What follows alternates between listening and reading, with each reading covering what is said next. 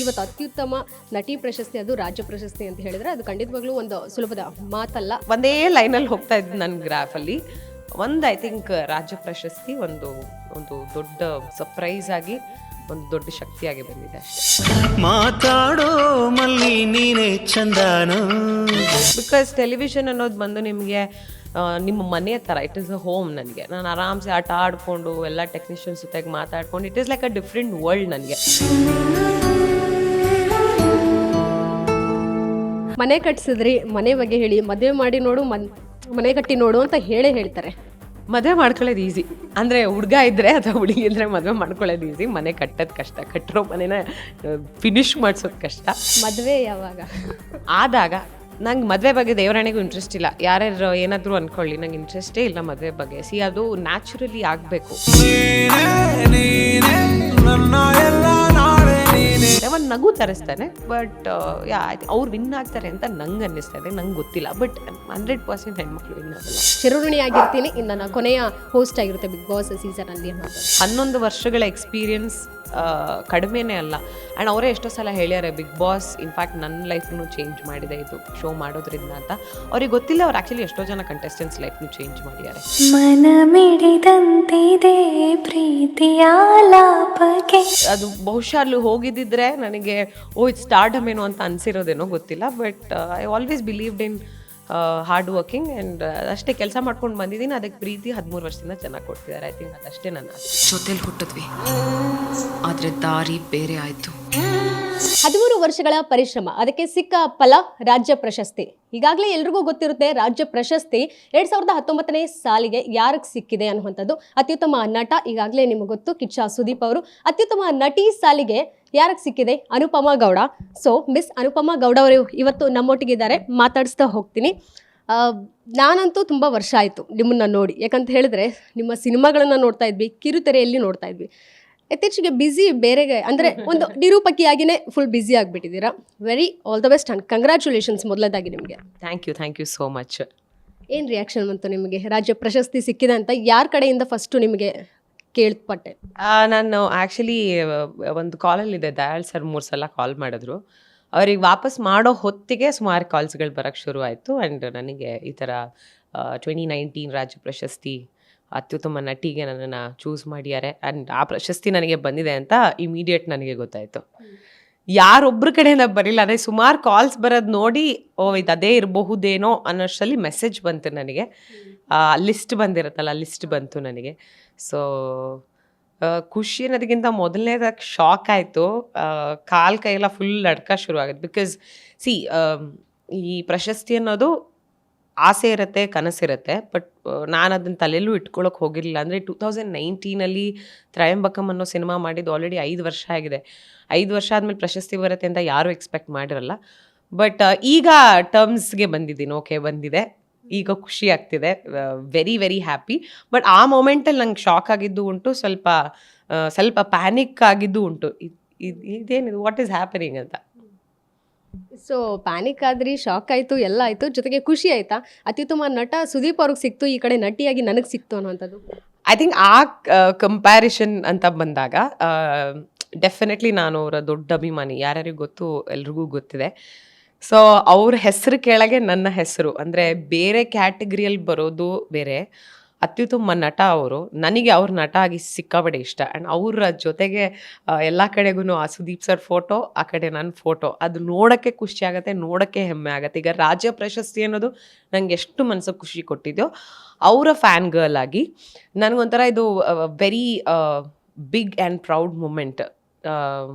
ಅಷ್ಟು ವರ್ಷಗಳ ಅವ್ರ ಸಿನಿಮಾ ಜರ್ನಿ ನೋಡ್ತಾ ಬಂದು ಅವರೊಟ್ಟಿಗೆ ಆ್ಯಕ್ಟ್ ಮಾಡಿಲ್ಲ ಅನ್ನೋದು ಇನ್ನೋದೊಂದು ಆಸೆ ಹಾಗೆ ಉಳ್ಕೊಂಡಿದೆ. ಬಟ್ ಆ ಪಕ್ಕದಲ್ಲಿ ಬಂತಲ್ಲ, ಏನೋ ಒಂಥರ ಸಾರ್ಥಕತೆ ಅನ್ಸತ್ತೆ. ಅಂತ ಒಬ್ಬ ನಟನ ಜೊತೆಗೆ ಆ ಒಂದು ಪ್ರಶಸ್ತಿನ ತಗೊಳ್ಳೋದು ಸಿಕ್ಕಾಬಡೆ ಖುಷಿ ಆಗುತ್ತೆ. ಆ್ಯಕ್ಟ್ ಮಾಡಿಲ್ಲ, ಆದರೆ ಅವ್ರ ಜೊತೆಗೆ ಸ್ಟೇಜ್ ಹಂಚ್ಕೊಂಡಿದ್ದೀರಾ, ಬಿಗ್ ಬಾಸಲ್ಲಿದ್ರಿ, ಕಣ್ ತುಂಬ ನೋಡ್ತಾ ಇದ್ರಿ. ಇಲ್ಲ ಅಂದರೆ ನಾನು ಅದಕ್ಕಿಂತ ಮುಂಚೆ ಸೀಸನ್ 5 ಹೋಗೋಕ್ಕೂ ಮುಂಚೆ ಏನಂದರೆ ಒಂದ್ಸಲ ಹೋಗಿ ಅವ್ರ ಸ್ಟೇಜ್ ಮೇಲೆ ಬರೋದನ್ನ ನೋಡೋಕ್ಕೆ ವೇಟ್ ಮಾಡ್ತಾ ಇದ್ದೆ ನಾನು. 4 hours ಏನೋ ವೆಯ್ಟ್ ಮಾಡಿ ಅವ್ರು ಎಂಟ್ರಿ ಕೊಟ್ಟ ಮೇಲೆ ಫಸ್ಟ್ ಟೈಮ್ ನಾನು ಅವ್ರನ್ನ ಎಷ್ಟೋ ವರ್ಷಗಳಾದ್ಮೇಲೆ ಸ್ಟೇಜ್ ಮೇಲೆ ನೋಡಿದ್ದು. ಫುಲ್ ಖುಷಿಯಾಗಿ ಬಂದಿದೆ.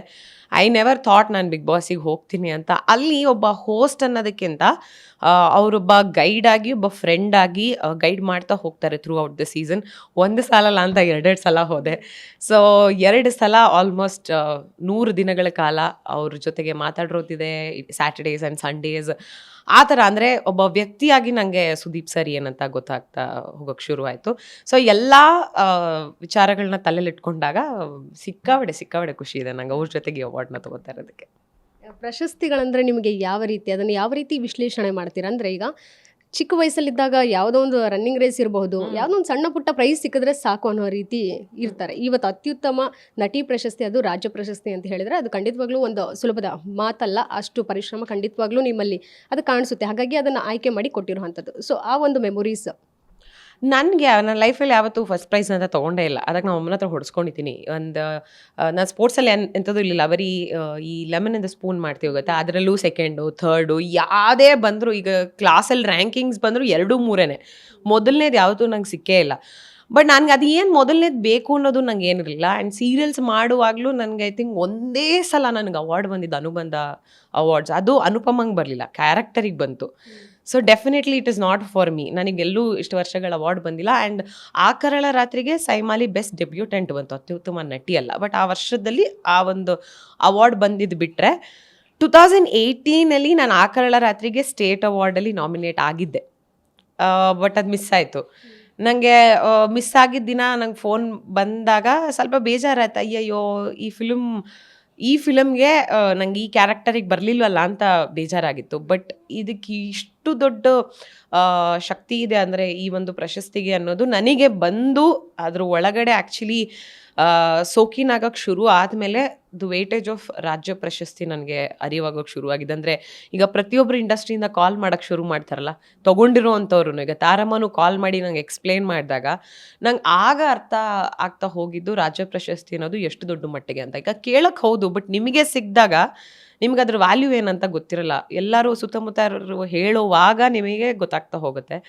ಸೊ ಐ ಥಿಂಕ್ ನೀವೇ ಹೇಳಿದಾಗೆ ಇಷ್ಟು ವರ್ಷಗಳು ಚಿಕ್ಕವಳಿದ್ದಾಗಿಂದನೂ ಯಾವುದೇ ಪ್ರೈಸಸ್ಸು ಅಥವಾ ಯಾವುದೇ ಮೊದಲನೇ ಪೊಸಿಷನ್ನು ಅಥವಾ ಆ ಫೇಮ್, ಅಂದರೆ ಈಗ ಎಲ್ಲರೂ ತುಂಬ ಫೇಮಸ್ ಆಗಿ ಅದೆಲ್ಲ ಸಿಗುತ್ತಲ್ಲ, ಅದೆಲ್ಲ ನನಗೆ ನಾರ್ಮಲಾಗೇ ಸಿಕ್ಕಿರೋದು. ಯಾವುದು ಪೀಕ್ಸಲ್ಲಿ ನನಗೆ ಯಾವತ್ತೂ ನನ್ನ ಕರಿಯರಲ್ಲೂ ಅನುಪಮ ಆ ಥರದ್ದೆಲ್ಲ ಯಾವತ್ತೂ ಆಗಿಲ್ಲ.